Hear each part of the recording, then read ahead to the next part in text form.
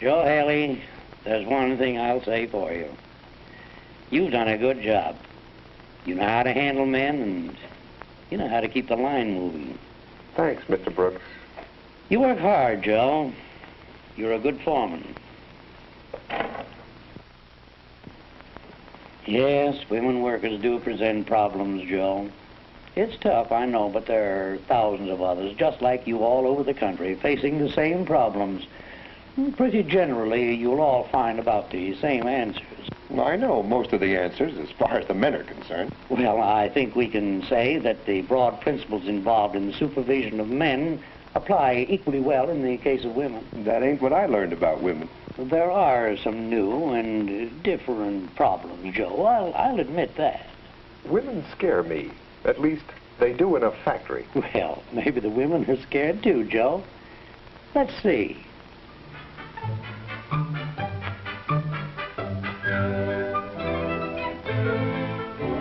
Most of them are working on their first industrial jobs, Joe. It's a totally unfamiliar world.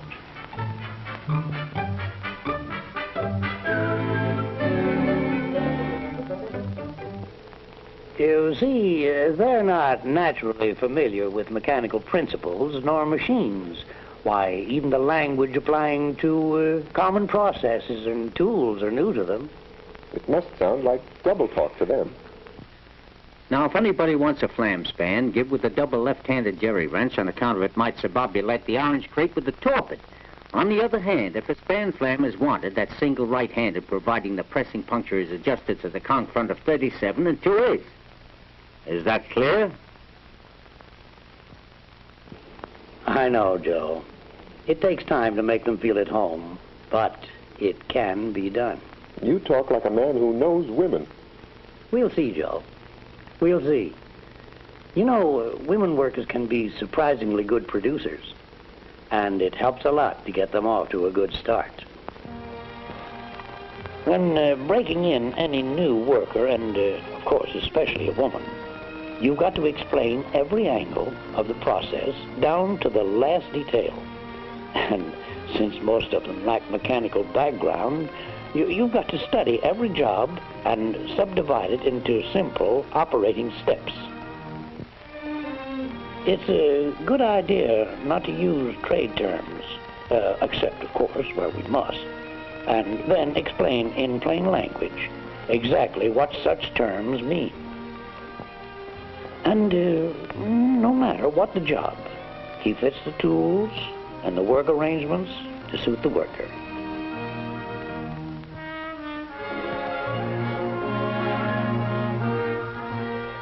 Women workers don't mind routine, repetitive work, and they're particularly good on work that requires high finger dexterity or an unusual sense of accuracy.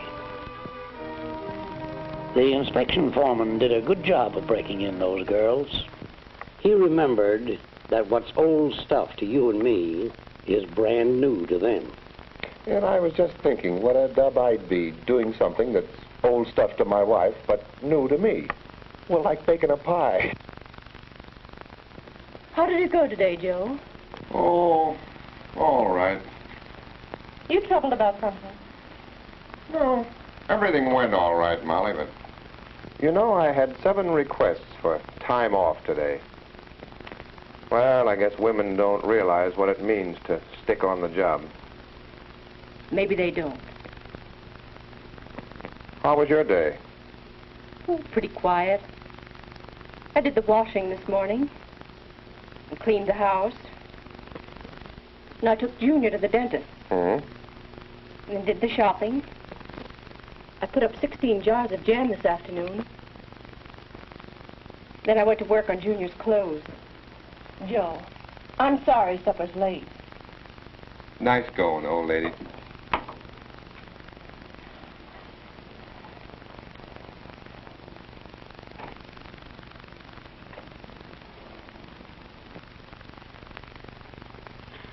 You know, Molly, I've been thinking.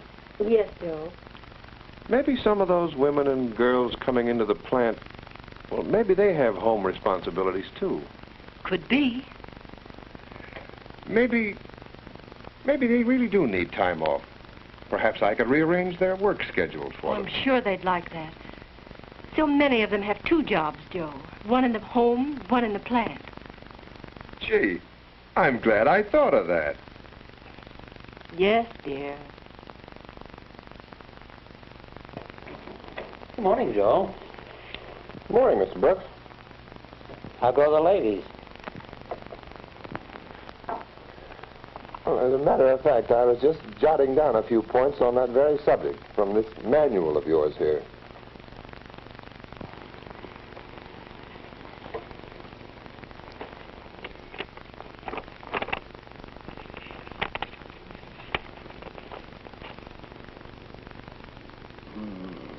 Women are individualistic by nature and are apt to make a personal application of any action, rule, or regulation. You're telling me. The supervisor should scrupulously avoid spending too much time with any individual woman worker, holding everyone to the same standards of performance and avoiding any appearance of favoritism. That's a neat trick, if you can do it. Well, Joe, this all boils down to 4 things to remember. 1, don't mix pleasure with business. 2, women can be awfully jealous of each other. 3, avoid undue familiarity. And finally, women are more sensitive than men. I'll say they're sensitive. Why, only yesterday, after I finished talking to you, Yes? I saw a foreman take it right on the chin when he caught a girl working on her drill press without her safety cap on. Mary, you're supposed to wear a cap when working near a drill press. Well, why pick on me? The other girls aren't wearing their caps. Look, the rule book says wear a safety cap. So put your cap on.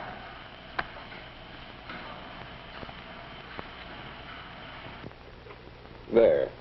You see what I mean? They give you an argument, and a crazy one at that. Yes. A man probably would have kept the argument about himself and not trapped the foreman the way she did. What do you mean, trapping? Oh, Lord bless her. It's an old stunt, Joe. You go after a woman worker on one point, and she switches the issue. Well, why limit that to women workers? Now, the issue was, why wasn't she wearing a cap? Yeah. And she switched him to the fact that the other girls weren't wearing theirs. And all he did was stand on his dignity. A bit stuffily, I might say. Now, if she had been a man, he wouldn't have laid down a safety rule so arbitrarily. You know, Joe, you've got to tell them the why of every rule, particularly women. Now, suppose he had handled it in this way. Mary, your hair was just about 2 inches away from the spill chuck. And that's why we asked you to wear a cap, so that your hair don't get caught. Oh, gee, You see, rules are here to protect you and the other girls working around you. I saw some of the other girls, and they weren't wearing any caps. That's right, but they're not working with machines. They just sit at a bench and assemble things. Nothing dangerous to them or the people nearby. You know, I never thought of it that way before. You have your cap with you, haven't you? Yeah. Okay, I get it. A foreman will always have the eternal feminine to contend with, Joe. You know, jealousy can cause you no end of trouble. Now, avoid spending any more time with one than with another. Treat them all the same, pleasantly and friendly, but with no favoritism.